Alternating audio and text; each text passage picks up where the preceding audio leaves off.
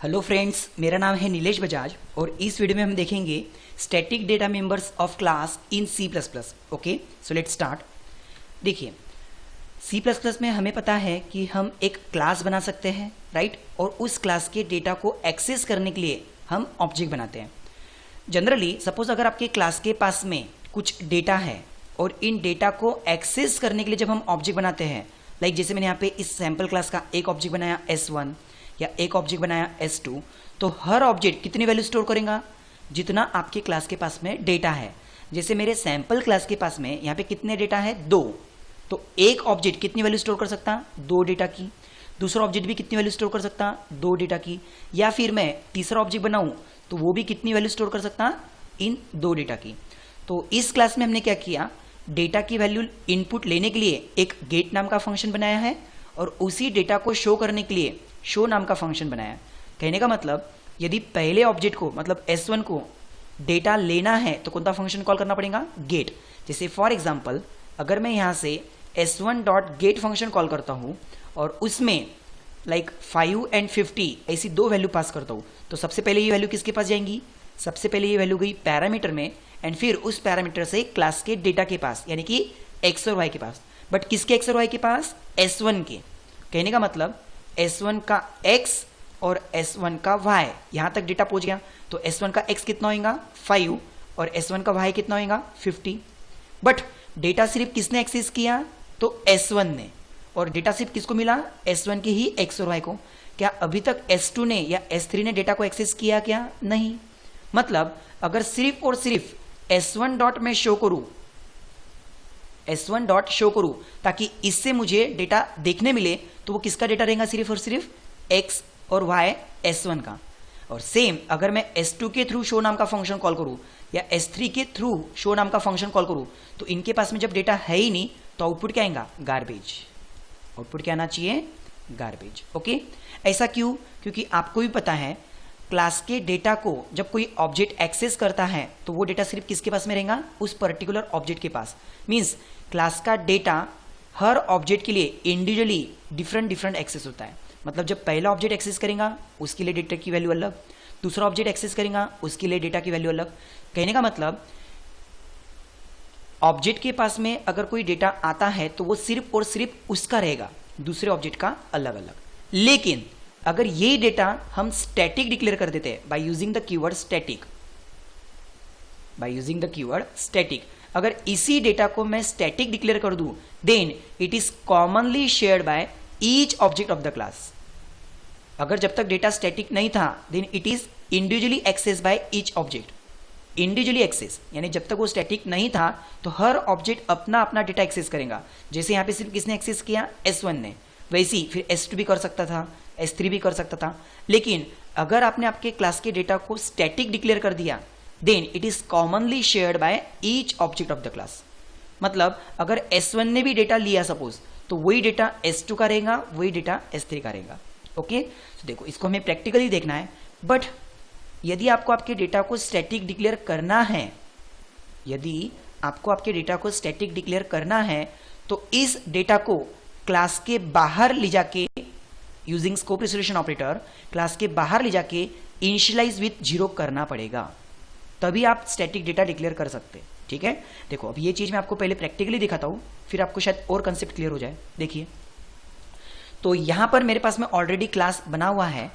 इस क्लास में मेरे पास में देखो मैंने क्या किया, यहाँ पे एक क्लास लिया जिसमें कौन सा डेटा लिया? स्टैटिक। यदि मैं ये डेटा स्टैटिक नहीं लूँ, पहले मैं आपको बिना स्टैटिक के बता देता हूँ कि अगर डेटा स्टैटिक नहीं है तो ये जो डेटा है हर ऑब्जेक्ट के लिए अलग अलग रहेगा। तो मैंने यहाँ पे कितने ऑब्जेक्ट बनाए? S1, S2 और S3।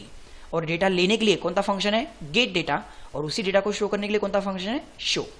अब मैं यहाँ पे क्या करता हूँ, सबसे पहले डेटा को किसने कॉल किया, मतलब गेट फंक्शन को किसने कॉल किया? S1 ने। तो ये जो वैल्यू है 10 एंड 20 वो सिर्फ किसको मिलेंगी? S1 के x और y को। यानी कि अगर S1 शो करता है तो ही उसको उसका आउटपुट मिल जाएगा। लेकिन सेम अगर S2 ने शो किया या S3 ने शो किया तो इनके पास में डेटा है क्या? नहीं, क्योंकि डेटा सिर्फ किसने एक्सेस किया? S1 ने। तो इन दोनों का आउटपुट क्या आएगा? गार्बेज। देखिए इन दोनों का आउटपुट क्या आया? गार्बेज। सेम अगर S2 भी बोलता था कि मुझे भी डेटा लेना है तो S2 अलग से एक्सेस करता था, क्योंकि अभी जो आपका डेटा है वो स्टैटिक नहीं है, तो it is individually access by each object. S1 ने अपना डेटा अलग लिया, उसी तरह S2 अपना डेटा अलग से ले रहा है। सो यहाँ पे जब मैं S2 डॉट शो करूंगा तो उसका डेटा क्या आएगा 555, लेकिन क्या S3 के पास में डेटा है क्या? नहीं, मतलब उसका डेटा अभी भी क्या आएगा गार्बेज। S1 का डेटा 10 एंड 20, S2 का डेटा 555 एंड S3 का डेटा गार्बेज। देखिए अब मुझे क्या करना है, मुझे आपके क्लास का डेटा स्टैटिक डिक्लेयर करना है। तो देखिए अब उसके सामने मैं कौन सा कीवर्ड लगाऊंगा, स्टैटिक। लेकिन स्टैटिक डेटा को क्लास के बाहर इनिशियलाइज विथ 0 करना पड़ता, तब तक यहाँ पे एरर आएंगी। ओके, तब तक यहाँ पे क्या है, एरर। तो मुझे क्या करना है, आपके क्लास के डेटा को क्लास के बाहर लेना है, और वो हमने स्कोप रिजोल्यूशन में देख चुके हैं। ओके, सो कौन से डेटा को लेना है, इंटीजर x और इंटीजर y को। तो सबसे पहले उनका रिटर्न टाइप यानी कि उनका डेटा टाइप क्या है, इंट, वो यहाँ पे लिखो। फिर वो कौन से क्लास से आ रहे हैं, तो क्लास का नाम sample, scope resolution x equals to 0, ये होगा पहला data. Same integer sample class का y इक्वल्स टू 0, मतलब बाय डिफॉल्ट उनको मैंने 0 0 इनिशियलाइज कर दिया। ओके, अब स्टैटिक होने की वजह से it is commonly shared by each object, it is commonly shared by each object. मतलब अगर सिर्फ एक ऑब्जेक्ट ने भी अगर डेटा एक्सेस किया, भले ही दूसरे ऑब्जेक्ट ने एक्सेस नहीं भी किया हो, इसको मैं करता हूं डिलीट, सिर्फ किसने एक्सेस किया, S1 ने, एक ही ऑब्जेक्ट ने, तो भी S1 dot show, S2 dot show और S3 डॉट शो, तीनों के पास में वही कॉमन डेटा रहेगा। देखिए ओके, यदि सपोज बीच में एक आधे ऑब्जेक्ट ने डेटा चेंज कर दिया, लाइक S2 ने चेंज कर दिया, S2 डॉट गेट डेटा, और यहां पर मैं लिखता हूं लाइक 5,55, तो जब तक S2 ने डेटा नहीं लिया था तब तक सभी के पास में कौन सा डेटा था, 2020। लेकिन जैसे ही बीच में S2 ने डेटा ले लिया तो अब S2 के पास में भी 555, S1 के पास में भी 555 और S3 के पास में भी 555। मतलब इसके पहले S1 के पास कुछ अलग था, लेकिन जैसे एक ऑब्जेक्ट ने डेटा एक्सेस किया, वही डेटा अब commonly share by each object. क्यों? क्योंकि आपका जो डेटा है वो एक स्टैटिक डेटा है। Okay, so in short static data are commonly shared by each object of the class. देखिए पहले S1 का डेटा क्या था 1020, लेकिन बाद में क्या हो गया 555। ओके, स्टैटिक डेटा को क्लास के बाहर using scope resolution operator initialize करना पड़ता है। ओके, सो आई होप आपको स्टैटिक डेटा मेंबर ये कंसेप्ट समझ में आ गया होगा। ओके, जिस तरह से हम स्टैटिक डेटा मेंबर्स बना सकते हैं, सेम उसी तरह से हम हमारा फंक्शन भी स्टैटिक बना सकते हैं, simply by using the keyword static. और इसका कोई ऐसा रोल नहीं है कि इसको क्लास के बाहर डिफाइन करो, नहीं, आप सिर्फ और सिर्फ आपके क्लास के सामने, आपके फंक्शन के सामने स्टैटिक कीवर्ड लिख दो, अब वो फंक्शन स्टैटिक फंक्शन बन चुका है। अब इसका रूल क्या है, लेकिन स्टैटिक फंक्शन में आप सिर्फ और सिर्फ स्टैटिक डेटा ही एक्सेस कर सकते हैं। अगर आपका डेटा स्टैटिक नहीं है, अगर आपका डेटा स्टैटिक नहीं है और फिर भी आप उसको स्टैटिक फंक्शन में यूज कर रहे हो तो एरर। जैसे देखो इसको मैंने किया कमेंट्स, इसको भी किया कमेंट्स, क्योंकि अब वो डेटा स्टैटिक नहीं है, लेकिन फिर भी उस डेटा को मैं कहां यूज कर रहा हूं, एक स्टैटिक फंक्शन के अंदर। देखिए तो यहां पे क्या हुआ, एरर।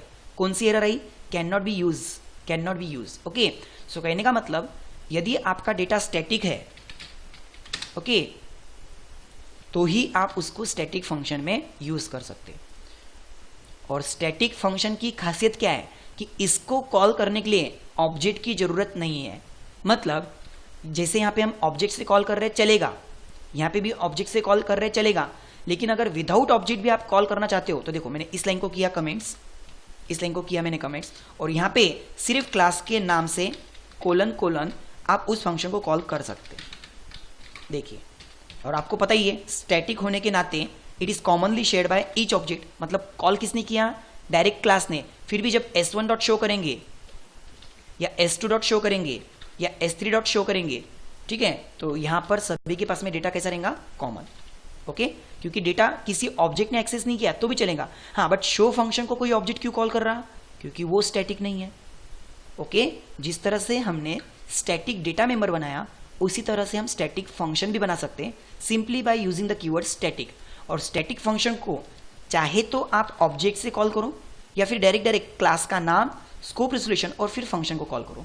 और स्टैटिक होने की वजह से ये डेटा अब किस में रहेगा, S1 में भी, S2 में भी और S3 में भी। देखिए, ओके, सो आई होप आपको ये कंसेप्ट अच्छे से समझ में आया होगा। Thank you.